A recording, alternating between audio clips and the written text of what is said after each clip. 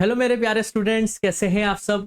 I hope आप सब अच्छे होंगे। आपकी स्टडीज बहुत ही जबरदस्त चल रही होगी। मेरा नाम है इंजमाम खान। स्वागत करता हूं आपका हमारे शानदार यूट्यूब प्लेटफॉर्म जिसका नाम है एफएमआई करियर इंस्टीट्यूट।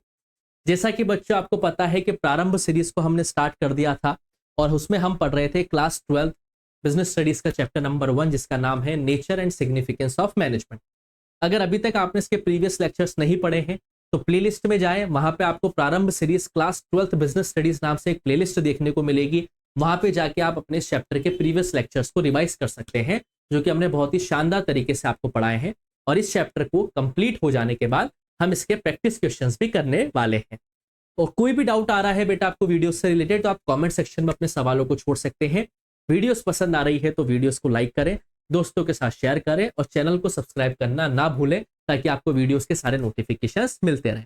तो फटाफट से एक बार हम देख लेते हैं कि हमने प्रीवियस लेक्चर्स में क्या क्या पढ़ लिया था।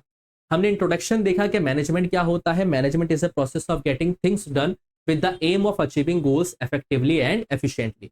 फिर हमने मॉडर्न कॉन्सेप्ट समझा मैनेजमेंट का कि मैनेजमेंट का मॉडर्न कॉन्सेप्ट क्या होता है। देन हमने इफेक्टिवनेस और एफिशिएंसी के बीच के डिफरेंस को समझने की कोशिश करी। What are the characteristics of management हमने समझा। ऑब्जेक्टिव्स में हमने 3 ऑब्जेक्टिव्स की बात करी, organisational objectives, personal objectives, social objectives. Then हमने इंपॉर्टेंस ऑफ मैनेजमेंट को समझा। नेचर ऑफ मैनेजमेंट की बात करी, क्या मैनेजमेंट एक आर्ट है या मैनेजमेंट एक साइंस है या मैनेजमेंट एक प्रोफेशन है। फिर हमने 3 लेवल्स के बारे में बातचीत करी जिसमें हमने टॉप लेवल, मिडिल लेवल और लोअर लेवल के बारे में बातचीत करी। और लास्ट लेक्चर में हमने फंक्शंस ऑफ मैनेजमेंट को समझा था जिसमें हमने 5 बेसिक फंक्शंस की बात करी थी जिन्हें हम प्लानिंग, ऑर्गेनाइजिंग, स्टाफिंग, डायरेक्टिंग और कंट्रोलिंग के नाम से जानते हैं। आज का जो ये हमारा लेक्चर है वो इस चैप्टर के लास्ट टॉपिक पे आ चुका है, coordination. Coordination is the last topic of this chapter. ये लास्ट टॉपिक है बेटा इस चैप्टर का।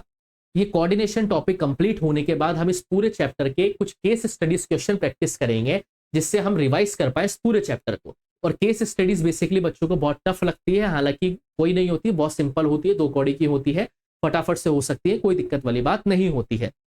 लेकिन बच्चों को उसमें दिक्कत रहती है तो हम उसको समझने की कोशिश करेंगे और केस स्टडीज के जरिए ही हम इस पूरे चैप्टर को रिवाइज करने की कोशिश करेंगे।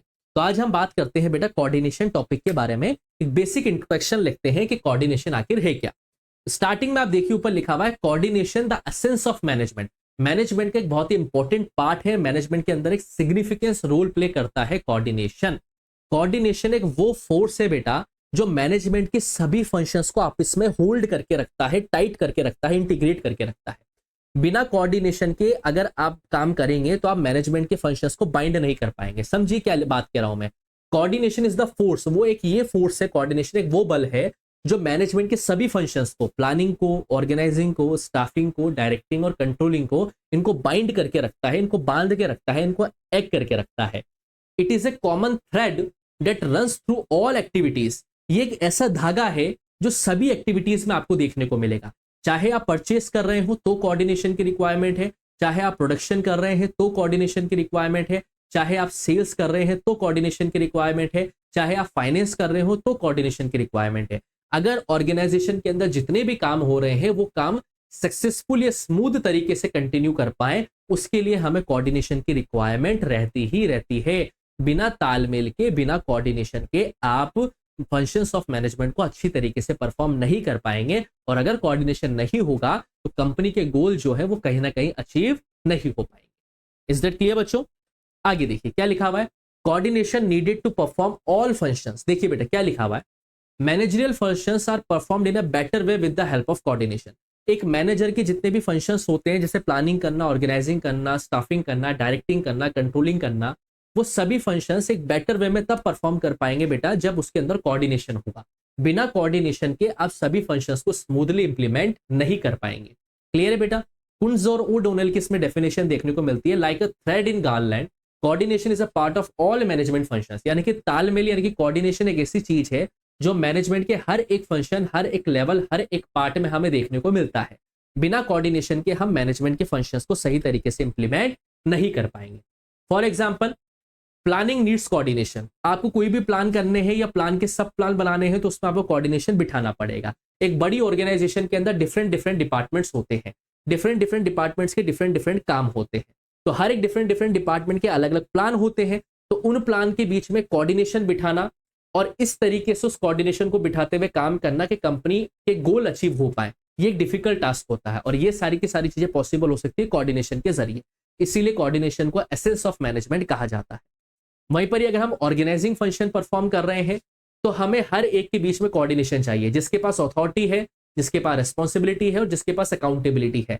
हर लेवल पे किस किस के पास अथॉरिटी है, किस किस के पास रिस्पॉन्सिबिलिटी है और किस किस के पास अकाउंटेबिलिटी है, इन सब के बीच में प्रॉपर कोऑर्डिनेशन होना चाहिए, तब जाके हम एक ऑर्गेनाइजिंग फंक्शन को सक्सेसफुली इंप्लीमेंट कर पाएंगे। वहीं पर ही अगर हम स्टाफिंग फंक्शन परफॉर्म कर रहे हैं तो वहां पे भी कोऑर्डिनेशन चाहिए कि किस जॉब के लिए हमें क्वालिफिकेशन, किस जॉब के लिए हमें रिक्रूटमेंट निकालनी है, उसके पीछे क्या क्वालिफिकेशन होनी चाहिए एम्प्लॉयज की, क्वालिफाइड होने के बाद उनको क्या वर्क करना है, उनके क्या कंपनसेशन दिए जाएंगे। इन सारे प्रोसेस में, स्टाफिंग के सारे प्रोसेस में हर एक जगह पे आपको कोऑर्डिनेशन देखने को मिलेगा। कह दिया हमने नौकरी है इस चीज की, काम हम करवा रहे हैं किसी और चीज का, पैसा हमने जितना बोला था उतना हम पैसा नहीं दे रहे हैं, तो जाहिर सी बात है कहीं ना कहीं एम्प्लॉयज के बीच में कंफ्यूजन क्रिएट होगी और वो कंपनी को छोड़ के चला जाएगा। किस तरीके का जॉब निकाला है, क्या क्वालिफिकेशन है, क्या वर्क करवाया जाएगा, कितना कंपनसेशन दिया जाएगा, इन सब में एक पाथ फिक्स होना चाहिए और ये चीजें हो सकती है सिर्फ और सिर्फ कोऑर्डिनेशन की वजह से ही पॉसिबल। वहीं पर अगर हम बात करें डायरेक्टिंग फंक्शन के बारे में तो डायरेक्टिंग फंक्शन में कोऑर्डिनेशन बहुत रिक्वायर्ड है, क्योंकि डायरेक्टिंग में होता क्या है, एक सुपीरियर जो होता है वो अपने सबऑर्डिनेट को गाइड करता है, उसे मोटिवेट करता है, उसे इंस्ट्रक्ट करता है, उसकी कोई प्रॉब्लम आ रही हो तो उस प्रॉब्लम के सॉल्यूशन देता है। तो यहाँ पे सुपीरियर और सबऑर्डिनेट के बीच में बहुत जरूरी है कोऑर्डिनेशन होना, ऑर्डर्स देते वक्त, इंस्ट्रक्शंस देते वक्त, गाइडलाइंस देते वक्त, मोटिवेशन देते वक्त, क्योंकि अगर ये चीजें नहीं होगी तो कहीं ना कहीं डायरेक्टिंग फंक्शन सही तरीके से इंप्लीमेंट नहीं हो पाएगा। और लास्ट हम कंट्रोलिंग फंक्शन की बात करें, कंट्रोलिंग क्या होता है, जो हमने स्टैंडर्ड सेट किए थे और वास्तव में हमने क्या अचीव किया, इन दोनों के बीच में जो डिविएशन आ रहा है उस डिविएशन को क्रैक करना और अगली बार वो गलती दोबारा ना हो उसको ध्यान में रखना ही कंट्रोलिंग फंक्शन कहलाता है। कोऑर्डिनेशन बहुत जरूरी है सेट स्टैंडर्ड और एक्चुअल परफॉर्मेंस को मेजर करने के बीच में। तो कहने का मतलब ये है कि कोऑर्डिनेशन एक ऐसी चीज है जो बेसिक एसेंस होता है मैनेजमेंट का, और ये मैनेजमेंट के हर एक लेवल और हर एक फंक्शन के बीच में क्या होता है बेटा, इंप्लीमेंट होता है। तो यहाँ पे आपको इस चीज को बहुत अच्छी तरीके से समझना है। आज सिर्फ ये कोऑर्डिनेशन की एक बेसिक इंट्रोडक्टरी वीडियो में आपके लिए लेके आया था, एक लेक्चर और लगेगा बेटा इस टॉपिक का और उसके बाद ये पूरा चैप्टर आपका कंप्लीट हो जाएगा। देन उसके बाद हम nature and significance of management की कुछ केस स्टडीज को डिस्कस करेंगे, जिससे हम इस पूरे चैप्टर को कंप्लीट करने की कोशिश करेंगे। आई होप आपको ये वीडियो पूरी तरीके से समझ में आई होगी। कोई भी डाउट रहता है बेटा आपको वीडियो से रिलेटेड, चाहे वो क्लास 11th के हों, क्लास 12th के हों, चाहे अकाउंटेंसी हो, बिजनेस स्टडीज हो, इकोनॉमिक्स हो, तो आप अपने सवालों को कमेंट सेक्शन में छोड़ सकते हैं।